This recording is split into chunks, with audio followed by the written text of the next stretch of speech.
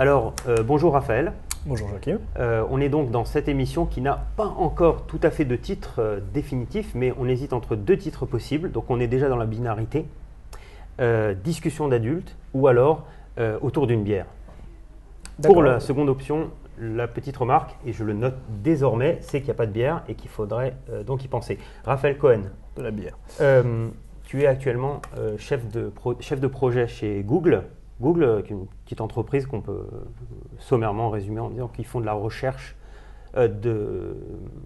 Organiser l'information du monde et la rendre accessible à tous. D'accord, c'est pas du tout une petite entreprise en fait, c'est bientôt la seule entreprise. Bientôt, j'espère, on y travaille. D'accord, ça fait très très peur, mais on va y revenir. Alors, je te présente rapide. D'abord, je me présente. Je m'appelle Joachim Touati. Je suis traducteur, je suis scénariste et je suis cinéaste et comédien et essayiste également. Non, en fait, je suis pas essayiste. Enfin, j'essaye des trucs. Donc, je suis pas essayiste. Oui, formellement parlant, tu es essayiste. Ouais, mais j'ai pas écrit d'essai en fait. Oui, mais tu as essayé d'en écrire. Non, j'ai pas essayé. Donc en fait, je suis pas essayé. Donc je suis tout le reste. On a tous les deux fait notre alias, c'est-à-dire on est venu vivre en Israël à partir de la France. On a grandi ensemble à Paris. Toi, tu as fait il y a 18 ans.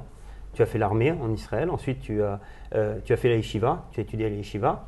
Je crois que tu es revenu un petit peu sur quelques croyances de base que tu avais acquises. Quelques-unes. On va peut-être aborder la question, je ne sais pas. Et puis ensuite, tu as fait des études d'ingénieur au Technion, ingénieur électronique. C'est le maximum c'est le plus ennuyeux ou il y avait encore plus de… Non, il y a plus ennuyeux. Ce qu'on appelle la géodésie. Qu'est-ce que c'est que ça? Je ne sais pas, justement. Alors je le note voilà, parce que ça me donne une contenance. Voilà. Parce que sinon, j'ai l'impression de ne pas connaître. Géo, c'est quand même la Terre. La Terre, voilà. Et Daisy, c'est la femme de Mickey. Voilà. D'accord. Donc, géodésie. Je barre.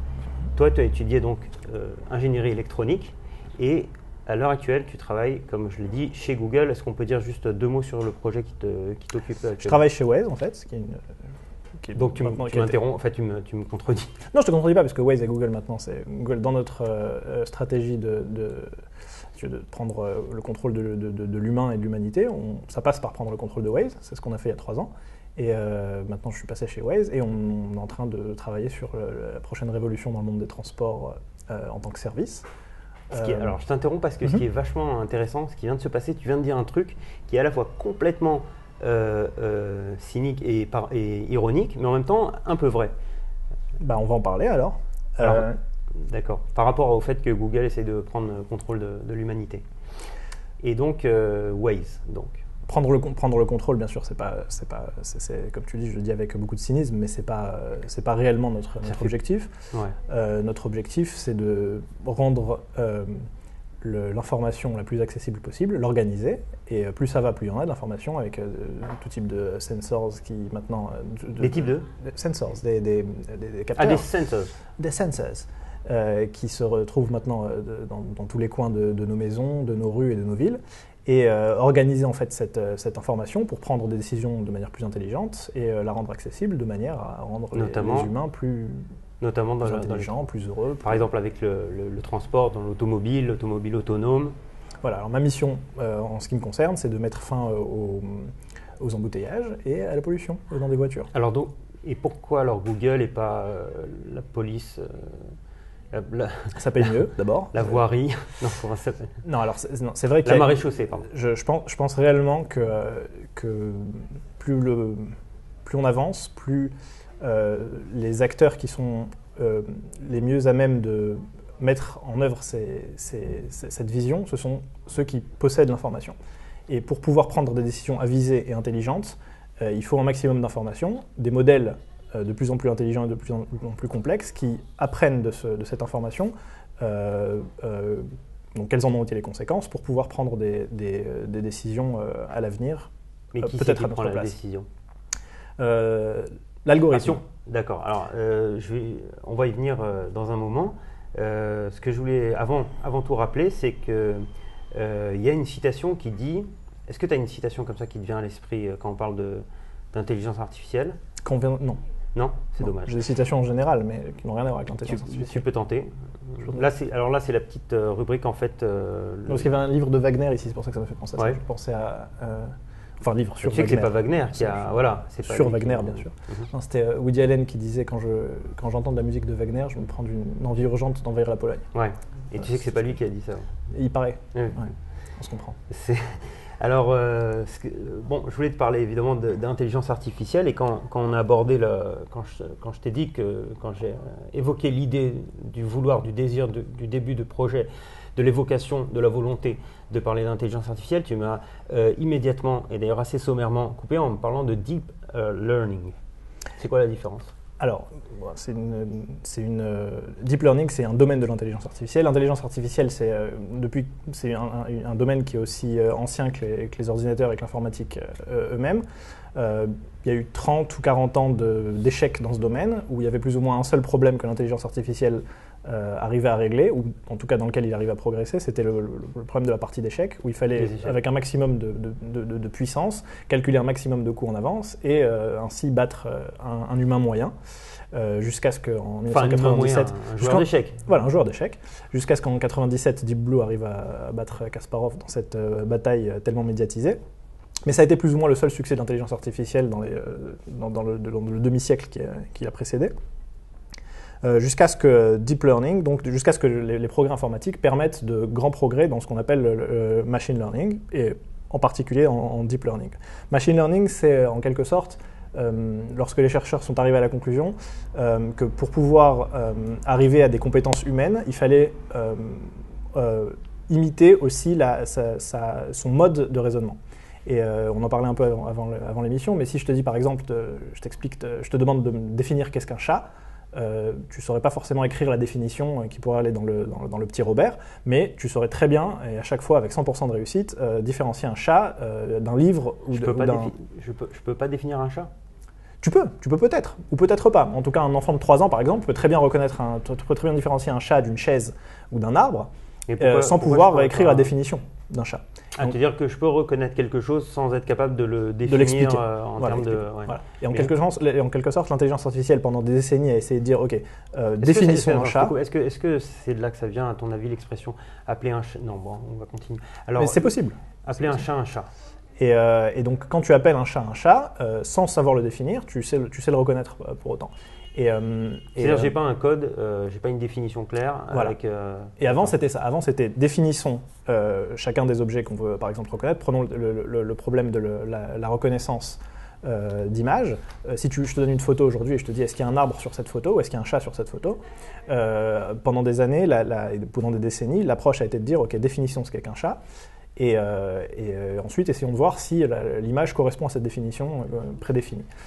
Par la suite, on a dit ok, qu'est-ce que fait le cerveau humain en quelque sorte ? C'est présenter un chat et un autre chat et un autre chat et un autre chat au cerveau humain jusqu'à ce que le cerveau humain, par des mécanismes qui nous échappent complètement, arrive à faire le lien entre l'essence de ce qui définit le chat, sans savoir l'expliquer, de manière à pouvoir reconnaître un chat même qu'il n'a jamais vu avant, d'une autre couleur. Par exemple, je peux voir un chat bleu, j'en ai jamais vu avant, mais je vois bien que c'est un chat bleu.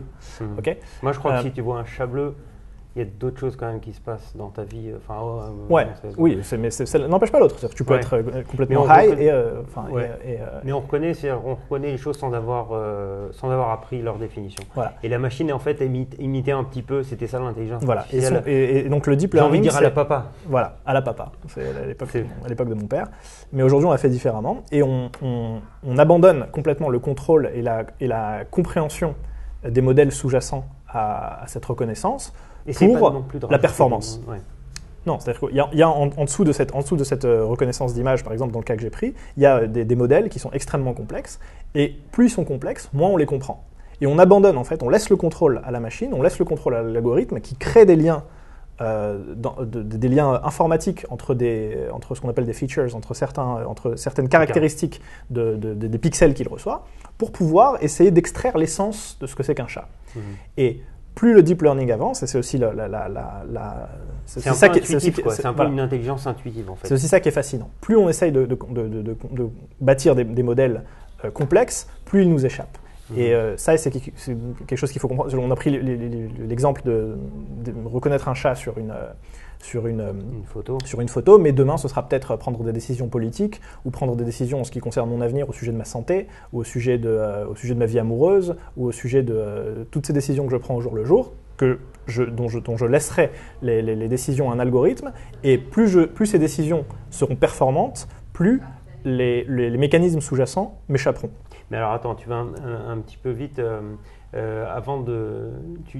Quand on parle d'algorithme, j'ai l'impression que c'est un terme qu'on emploie beaucoup, qu'on entend beaucoup, mais dont personne n'a vraiment une idée de ce que c'est. C'est quoi concrètement un algorithme? Un algorithme, c'est une méthode systématique. Voilà, une formule, c'est un exemple d'algorithme, mais c'est une méthode systématique, en tout cas, qui peut s'exprimer par le biais d'une formule ou par le biais d'une suite d'actions systématiques. Qui sont prises dans certains cas. Par exemple, mon algorithme, quand je me lève le matin pour arriver au travail le plus vite possible, c'est de me lever 20 minutes avant le moment où le train quitte la gare et de prendre mon vélo au moment où je vois que le bus passe. En fait, hein. Voilà, un réveil. Ça fait partie. Le réveil, c'est une des composantes de mon algorithme, mais chacun a sa méthode systématique pour régler un problème. L'algorithme, c'est ça. C'est-à-dire la méthode est codée.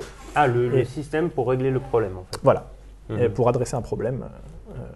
Voilà. Donc il y a des algorithmes pour reconnaître un chat sur une image, il y a des algorithmes qui peuvent être pris pour, étant donné un certain mon pouls et mon âge et mon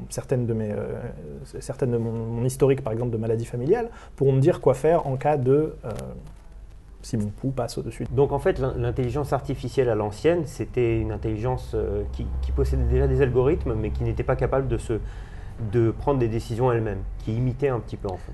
Qui prenaient des décisions, mais décisions déductives, c'est-à-dire qu'elles partaient d'un certain principe et elles essayaient de l'extrapoler à des situations à lesquelles elles étaient confrontées, alors que l'intelligence deep learning, elle est plutôt inductive, c'est-à-dire qu'elle commence par apprendre de la réalité.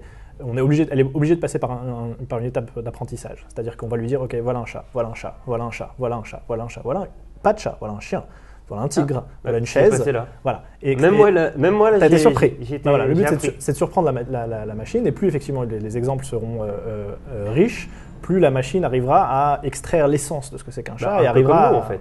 Exactement comme nous. Exactement comme nous, mais en beaucoup plus puissant et costaud. C'est ça que tu veux dire. Hein. Potentiellement, pas toujours. Et il y a encore aujourd'hui des problèmes que Deep Learning n'arrive pas à régler. Il y a des problèmes aussi que Deep Learning n'est pas destiné à régler. Mais sur certains problèmes, il y a des problèmes qui sont évidemment beaucoup plus simple à régler pour une machine que pour un homme. Par exemple dans le domaine médical, par exemple, il y a l'exemple d'un radiologue qui doit étudier des dizaines d'années. Et on dit qu'un bon radiologue, c'est un radiologue qui a vu des milliers ou des dizaines de milliers de radios dans sa vie, qui a de plus en plus d'expérience. Des dizaines de milliers de radios pour une machine, c'est rien du tout. Ça prend une seconde à faire. Et donc on pourrait très bien imaginer qu'il y ait une méga machine, un méga radiologue dans le monde, qui ait vu toutes les radios du monde et qui les ait toutes diagnostiquées, et pour qui ce serait extrêmement improbable, voire impossible, de faire un mauvais diagnostic sur une radio. J'aimerais bien qu'on donne la parole à un radiologue. Radiologue, si tu nous écoutes, parce que non, mais ça a l'air évident, enfin ça a l'air assez clair quand tu le présentes comme ça, mais pour l'instant, en attendant, on est quand même en 2017. Il y a tous les films qui étaient assez rigolos, qui prédisaient des soucoupes volantes et des ambulances pardon, j'ai été distrait, des choses pour l'an 2000, l'an 2017, on n'est toujours pas là. On n'est pas là, on a réalisé d'autres prouesses techniques, et ce qui est certain, c'est que sur le court terme ou sur le moyen terme, la direction que prend l'intelligence artificielle, c'est de régler des problèmes très étroits. Beaucoup de problèmes très étroits, beaucoup d'algorithmes sont responsables de régler des problèmes très très étroits, mais aujourd'hui il n'y a pas, en dehors de peut-être DeepMind, une boîte anglaise qui a été aussi rachetée par Google, qui cherche à atteindre le saint graal de l'intelligence dans le sens large du terme, d'une machine qui serait capable de régler une classe de problèmes pour commencer, puis ensuite tous les problèmes avec le même algorithme. Les algorithmes tels qu'ils sont essayent de régler un problème, c'est-à-dire être le meilleur radiologue du monde, ne pas faire d'accident sur la route. Voilà. Sur la route, on parle alors, l'automobile de demain, c'est une automobile autonome, parce que ça paraît assez évident qu'une machine peut calculer bien plus vite et avec beaucoup plus d'efficacité. Sans être bourré, sans avoir fumé avant, sans être distrait par Facebook sur son téléphone, en ayant bien dormi la nuit. Est-ce que les machines, si elles sont tellement deep learning, à la fin, elles deviennent tellement humaines, Elles peuvent pas avoir Alors, elles aussi leur... Aujourd'hui, chez Google, enfin c'est plus Google, c'est Waymo, la filiale de Google qui fait les voitures autonomes. On en est, je crois, à un incident tous les, ne prends pas au mot, mais l'équivalent de tous les 5000 km environ. Un incident. D'accord, il n'y a jamais eu d'accident et la voiture n'a été responsable sur les millions de kilomètres qui ont été effectués, a été responsable une seule fois d'un accident. Les autres accidents, ça a été par exemple un feu, la voiture qui est rentrée par derrière, des trucs comme ça qui sont inévitables par une machine. Donc c'est certain qu'il y a plus de sécurité avec une voiture autonome si elle est bien réglée qu'avec une voiture conduite par un humain. Mais il y a d'autres challenges qui s'ouvrent, des challenges. Enfin, qu'est-ce qui se passe, par exemple, qui prend la responsabilité en cas d'accident, même si les accidents sont rares. Qui est-ce qui est verbalisé police nationale, papier, comment tu fais avec une machine quoi, Alors, qui tu vas rendre responsable? Est-ce que c'est l'ingénieur informatique qui a programmé l'algorithme? Est-ce que tu vas... Enfin, voilà, ça règle toutes sortes de problèmes. Ça pose toutes sortes de problèmes qui sont en train d'être posés par les gouvernements et par les autorités de régulation principalement. Mais voilà, c'est une question de temps avant de trouver des solutions. Et l'intelligence par exemple, qui pourrait faire déjà des tâches, accomplir des tâches basiques comme conduire, c'est pas si basique que ça en fait quand tu penses, parce qu'il y a des grands dilemmes moraux qui semblerait-il qui s'imposent. Tu veux peut-être nous parler de tout à fait. Alors il y a des problèmes techniques. Comment faire quand il y a, en fonction de la couleur du feu, savoir si je dois passer ou pas, et que faire quand il y a un piéton qui passe, comment faire pour m'arrêter à temps, etc. Et puis il y a des problèmes aussi qui n'ont pas de réponse par l'intelligence artificielle, mais qui resteront toujours dans le domaine de l'humain. Tout ce qui est échelle de valeur, l'intelligence artificielle n'est pas censée régler ces problèmes-là, en tout cas pour l'instant. L'échelle de valeur, elle est censée être définie par l'humain. Et si par exemple, l'exemple qu'on donne tout le temps, c'est une voiture qui fonce sur 3 passants, sur 3 piétons, et ces 3 piétons qui ont 70 ans de moyenne d'âge, et la voiture n'a pas le temps de freiner, elle peut juste dévier sa trajectoire vers 2 enfants qui sont sur le trottoir. Ouais. Comment doit réagir l'algorithme? Okay, chacun de nous réagirait d'une manière probablement différente en fonction d'un million de paramètres qui nous échappent complètement. Je ne sais pas du tout comment je réagirais. Je sais pas si... Oui, c'est très très difficile à prévoir. Et même autour d'une table, régler ce problème-là et régler toute cette classe de problèmes qui sont des problèmes très connus du monde de la psychologie et qui révèlent en réalité... Qui reflète une échelle de valeur et non pas une bonne décision. Il n'y a pas de bonne réponse à cette question. Il n'y a pas de si j'avais plus de puissance de calcul ou si j'avais un algorithme plus performant, je saurais quoi faire. Non, il suffit de définir quoi faire. Qu'est-ce que tu veux faire dans ce cas-là?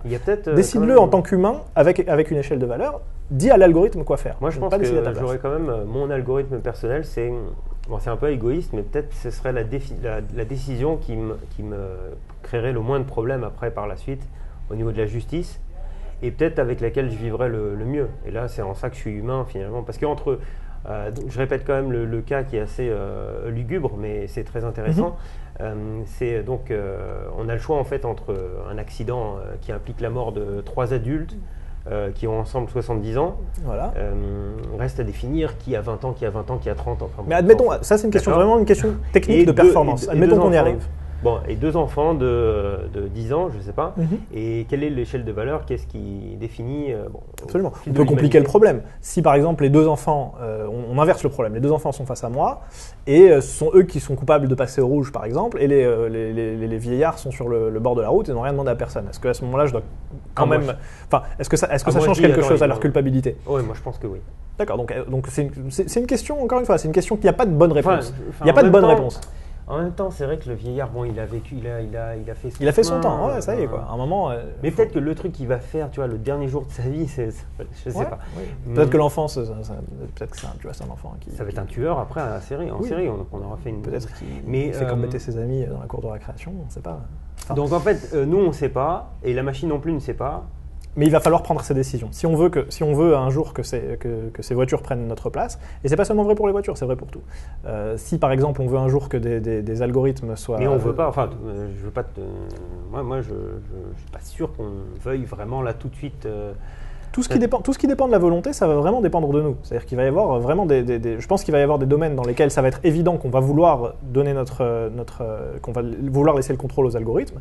Je pense, à mon avis, que la voiture en fera partie, parce qu'on n'a vraiment aucun intérêt on n'a vraiment aucun intérêt à tous ces morts, toutes ces tragédies on a intérêt à réduire ça au maximum pour minimiser la souffrance humaine. Ça serait des algorithmes, et des algorithmes qui existent déjà d'ailleurs simplement dans le système de feu rouge, je pense. Il y a des calculs qui sont faits pour... Et il y a d'autres cas, par exemple, je prends un domaine extrême, le domaine de la politique, par exemple. Si demain on pensait qu'il pouvait y avoir, qu'on pouvait remplacer notre ministre de l'économie par un algorithme qui arrivait en fonction d'un milliard de paramètres, parce que c'est quand même extrêmement complexe, l'économie d'une région, l'économie d'un pays, pouvoir prendre des décisions à sa place. Est-ce qu'on est prêt à ça ? Même si c'est optimal et même si on pouvait assurer que empiriquement les performances de croissance d'un pays seraient multipliées par 4. On sait très bien que la politique c'est pas du tout rationnel. On sait très bien que c'est pas. Si c'était les meilleures décisions qui gouvernaient ou qu'on mettait au pouvoir dans les démocraties, on ne serait pas dans le. On sait que ça l'est pas, mais est-ce qu'on veut que ça continue à ce que ce soit la situation ? J'en suis pas sûr. Si on avait la possibilité d'appuyer sur un bouton et que justement ça devienne un problème de data, un problème d'information, un problème d'algorithme. Et je veux que tu prennes la décision. La question, c'est est-ce que tout peut être réduit à un problème de data, comme tu dis, d'information, d'algorithme, de. Alors ce qui est certain, c'est que tout ce qui a trait aux valeurs. L'intelligence artificielle n'a pas son mot à dire là-dedans. C'est-à-dire qu'il n'y a aucun intérêt à faire une machine qui détermine pour nous une échelle de valeur. Qu'est-ce qui est mieux, l'égalité ou la liberté d'entreprendre ? Je ne sais pas, ça dépend de chacun. Et donc ça restera dans un monde utopique. Les citoyens, les humains décident de leurs préférences. Et on pourrait dire par exemple, je voudrais moi donner 60% de poids dans une décision à la liberté d'entreprendre et 40% à l'égalité entre tous. Et en fonction de ça, l'algorithme, lui, il prend ça en tant que données qui dépendent de l'échelle de valeur et il applique et il trouve l'algorithme, si tu veux, la méthode qui va optimiser la politique à prendre, la politique à mener pour arriver à ce résultat. Mais quel est ce résultat ? Quelle est la fonction d'optimisation ? C'est à nous de le déterminer. Et qui est-ce qui décide de mettre tant de pourcentage d'importance sur ça et on pourrait imaginer une démocratie. On rappelle un peu les jeux de foot, là, des jeux vidéo où on crée des joueurs, on mettait tant d'endurance, tant de trucs, etc. J'en parle beaucoup dans mon entreprise, mais ce que j'envisionne et ce que j'imagine, ce serait une envisage. I envision. Ce que je vois dans le futur, c'est qu'au lieu de voter pour des gens, on vote pour des systèmes de valeurs. Et je dirais par exemple que pour moi, c'est hyper important, par exemple que. Moi, c'est la paix. Voilà, par exemple, la paix. Ou moi, par exemple, on pourrait te poser des questions. On dirait, par exemple, pour ou contre le mariage gay, pour ou contre le fait de manger de la viande, pour ou contre. Est-ce que tu penses que il faut donner plus d'importance à la croissance économique ou à la pollution ? Et on pourrait faire une moyenne des préférences des gens. Et une fois que les gens ont décidé quels étaient les paramètres à optimiser, quel était le but à atteindre, on pourrait laisser aux soins de l'intelligence artificielle les moyens d'appliquer une politique pour y arriver. Mais même ça, tu vois, en disant ça, t'es pris dans ton propre paradoxe parce que ça voudrait dire qu'on prend en compte déjà d'emblée le fait qu'on est dans un système démocratique. C'est-à-dire chaque personne a autant le droit de citer, a autant de droit de décider qu'une autre. Tout à fait.